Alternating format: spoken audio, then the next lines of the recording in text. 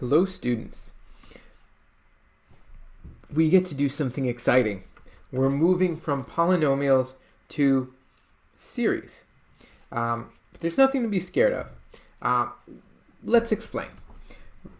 When we had polynomials, let's say we have two jars. One jar can hold, let's say, 0, 1, or 2 balls, and jar 2 could hold 0, 1, 2, or 3 balls.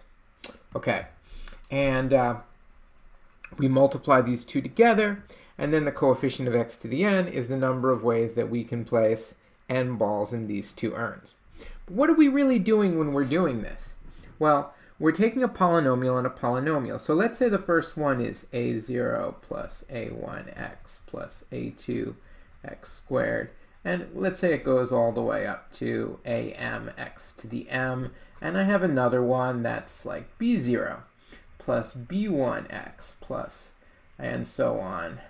And let's say this goes all the way up to bnx to the n. And I multiply these together. What's really happening here? Okay, well, for the first coefficient, I'll get a naught, b naught. That's the only way I can get no x's. And then, let's see, if I wanted to get a single x, what could happen? Well, I could take a0 and b1, or I could take a1 and b0. And then for x squared, so these things that I'm getting, these are called convolutions. a2, b1, x squared. And this happens in a lot of different calculations. So basically what we're doing here is we're running from 0 to some k in one variable and from k down to 0 in the other variable, and I'm multiplying it all together. Okay, now, since these are all polynomials, nothing scary, there's nothing infinite, nothing you have to worry about. But what happens if I change to series?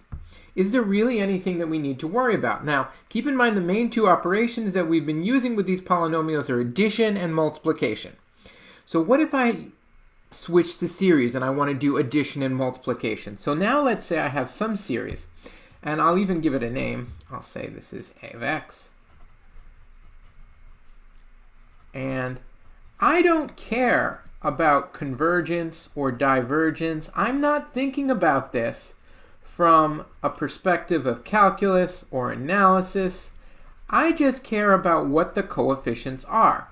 So basically, I'm placing the coefficient that I want in the right place.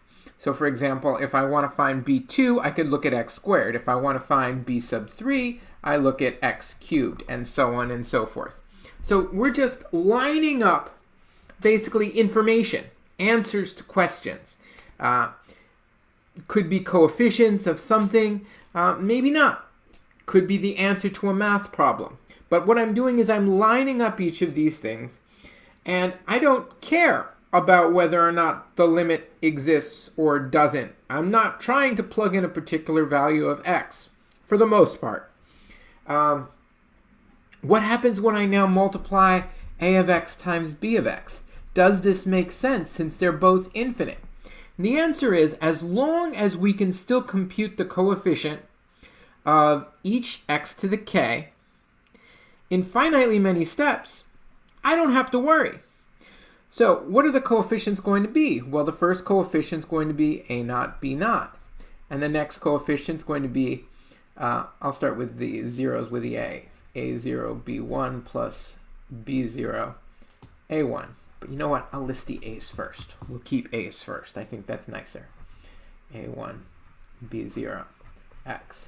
And then for the next coefficient, a0, b2 plus a1, b1 plus a2, b0. And this is times, sorry, I'm out of space there, x squared. And we'll do one more.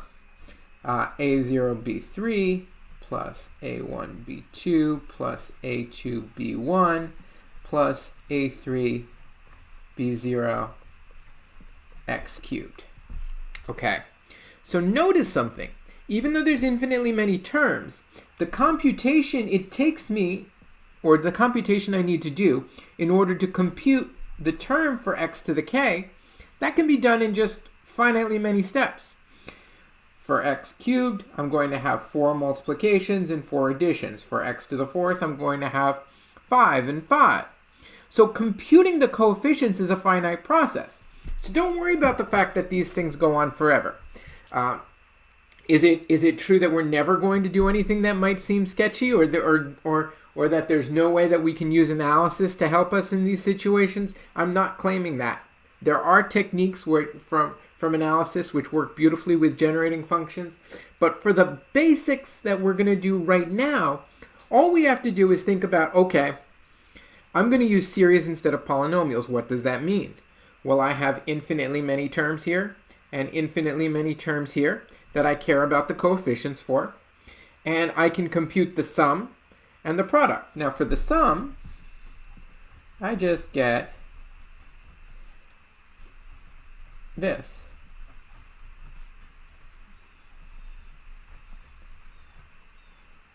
So even simpler, I can compute each of these coefficients with just a single operation. Okay, so let's go back to balls and urns. So we had urn 1 and urn 2. What happens if urn 1 can have any number of balls? And the same for urn 2. Can have any number of balls.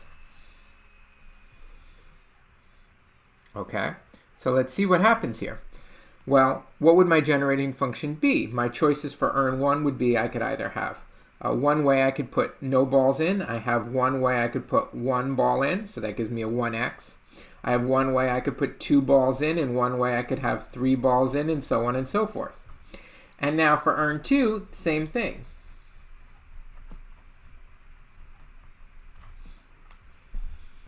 Okay, so what happens when I multiply this together? Well, using sort of what we did here, I'm going to get 1 plus 1, so that's going to be 2x. And then I'm going to get 3x squared and 4x cubed, because remember, these are all 1, so 1 times 1 plus 1 times 1 plus 1 times 1 plus 1 times 1 gives me 4. And so on, 5x to the 4th. And okay, now what does that tell me though? Well, the coefficient of x to the k is still going to be the number of ways I can place k balls. So for example, if I want to place 5 balls, I should have chosen one that I've written out. We could write one more. It's not a tragedy. So 6x to the 5th. I'll even write another one, 7x to the 6th. We're going crazy here. Okay, so 5 balls and 2 urns, and there's no restriction on the number of balls. I mean, it can't be negative, but aside from that, so what do I get? Well, this is going to be the generating function, which has the answer to this problem, just like we could multiply this out to get the answer to this initial problem here. So what am I going to find? Well, I want the coefficient of x to the 5. And the coefficient of x to 5 is 6, and that's our answer. The answer is 6. And of course, we could always compute this by hand because it's small enough for us to do that. Why is the answer 6? Well, let's think about it. We have urn 1 and urn 2, and I could either have 0, 5, 1, 4, 2, 3, 3, 2, 4, and 1, or 5 and 0. And how many different possibilities were there? 1, 2, 3, 4, 5, 6 possibilities. And that is our first example of generating functions where things are not necessarily just polynomials. Now, some of you may have recognized something about these polynomials. They might look like a formula. There might be a formula that's familiar to you, and we can discuss that as we move forward.